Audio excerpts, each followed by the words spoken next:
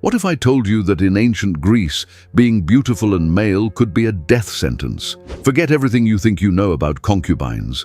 Most people imagine veiled women in silk, waiting behind palace walls in places like China or the Middle East. But in the heart of Western civilization, ancient Greece, it wasn't just women who were taken as concubines. Young boys, some barely past childhood, were forced into roles meant to entertain, seduce, and obey. And what's more shocking, this practice was not only accepted by society, it was celebrated by some of its most famous thinkers. In many ancient cultures, the elite members of society not only married wives, but also had concubines on the side, serving a dual purpose. First, to boost a man's prestige through a demonstration of his capacity to produce children, and of course, his limitless access to indulge in sexual desires. Records show that the tradition of taking in concubines was spread across the world. Many prominent figures in ancient Greece had one, or sometimes even two, concubines seated close by, as though they were ornaments in their private collection. However, what makes this even more fascinating and disturbing is the fact that there was a huge number of male concubines in ancient Greece. Male concubines were not the exception, they were often the norm. But beneath the silken robes, beautiful faces, and the illusion of opulence, there lay a sinister truth. Behind the closed doors of marble villas and banquet halls, male concubines were subjected to lives riddled with exploitation, cruelty, and sometimes even death. They were stripped of autonomy, silenced by shame, and used as instruments of pleasure for men of power. So was being a male concubine worth it? Let's find out. As mentioned, having concubines in ancient times was not unusual. It was often seen as the hallmark of a man's power, authority, and control over others. To keep concubines was not merely a personal choice, it was a public statement of status. In ancient Greece, relationships with concubines had little to do with love, affection, or mutual understanding. It was about power dynamics. The Greeks prized dominance and viewed the submissive role with disdain. Thus, for a man to keep concubines, even while married, was not shameful. As long as the man retained the dominant position in the relationship, society turned a blind eye. This is where the male concubine enters the picture, but not as an equal. These relationships were often between an older man and a much younger boy, frequently pre-adolescent or just entering puberty. The older male was the Pederasty, the dominant, experienced mentor. The boy, referred to as a catamite or eromenos, was the submissive, the learner, and often, heartbreakingly, the victim. This entire structure formed the practice of pederasty, a widespread and controversial institution in ancient Greece.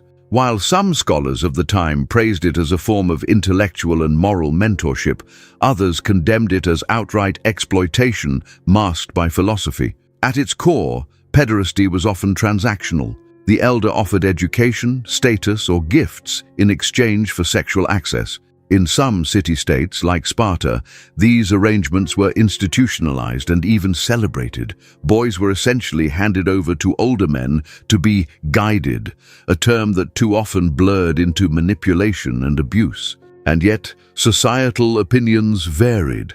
While such practices were embraced in certain places, other regions like Athens began pushing back. Laws were drafted to protect freeborn boys from overt sexual exploitation, but even these laws had glaring loopholes. For instance, adult male-to-male penetration was banned in Athens to preserve dignity, but penetrating a boy, that remained widely tolerated. These legal technicalities made it possible for abuse to flourish under the veil of mentorship and cultural tradition. The catamites were more than sexual companions.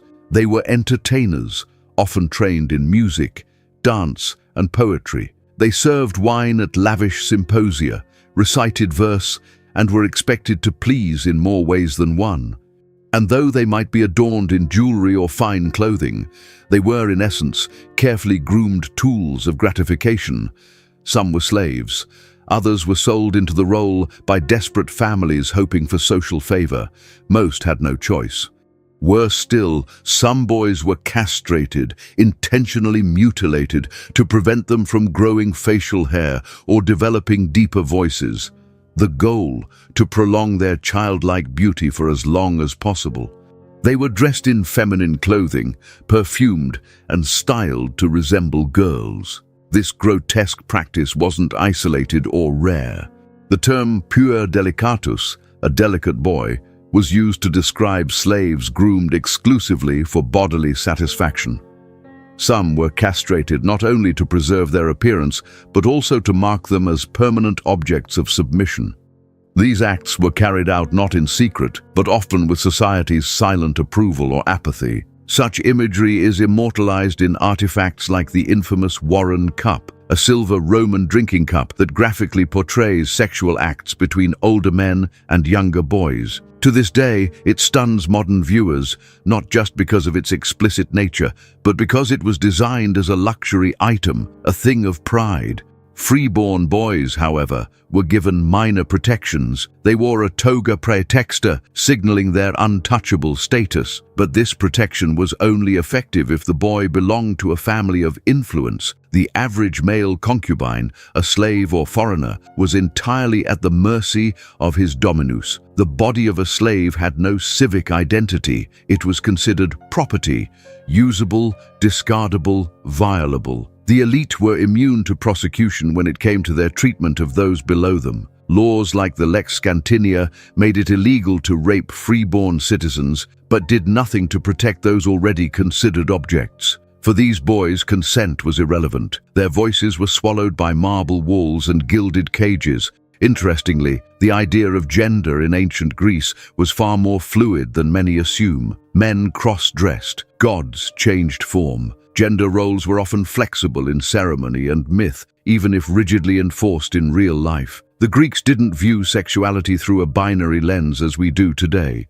In many cases, it was the role played in the relationship, dominant or submissive, that mattered more than one's biological sex. This fluidity is personified in the god Hermaphroditus, born of Hermes and Aphrodite. He was a figure of duality, depicted with the beauty of a woman and the genitals of a man.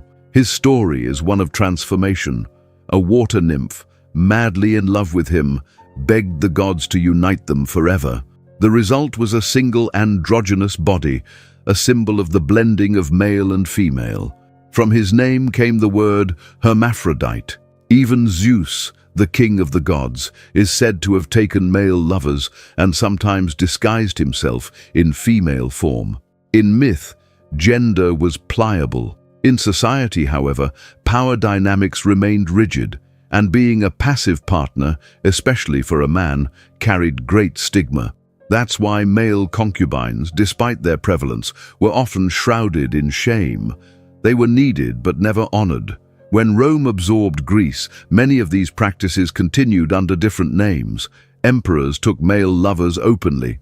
Emperor Elagabalus even married a male athlete named Zoticus in a public ceremony. His flamboyance scandalized even the decadent Roman elite. And yet, such relationships persisted well into the early Roman Empire. But everything changed with the rise of Christianity. As monotheism took root, the old gods were swept aside. Jupiter, Mars, and Aphrodite were replaced by a single omnipotent god, and with him came a new moral order. The Codex Theodosianus, a set of laws created in the 4th century AD, explicitly banned homosexual unions and labeled same-sex behavior contrary to nature. Emperor Justinian I went further, criminalizing male-male intimacy as a capital offense. Under this new regime, the concept of the male concubine was not only obsolete, it was heresy.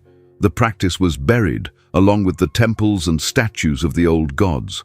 What had once been celebrated was now condemned. The very boys who had once adorned banquet halls in silks were now seen as evidence of moral decay.